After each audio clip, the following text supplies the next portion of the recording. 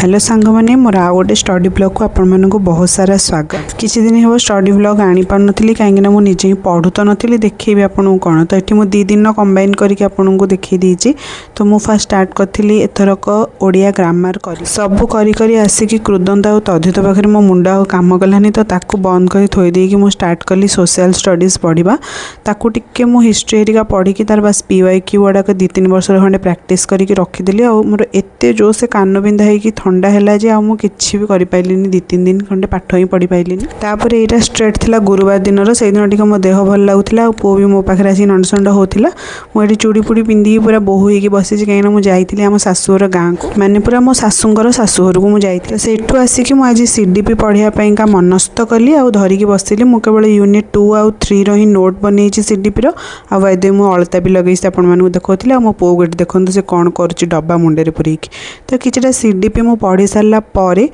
तापर मुझे बाहर तार क्वेश्चन किसी प्रैक्टिस करने किंतु बापरे बाप CDP पढ़ीदेला बेलू हाँ या करके तो जाऊँगी कि क्वेश्चन टाक जो प्रैक्टिस करना से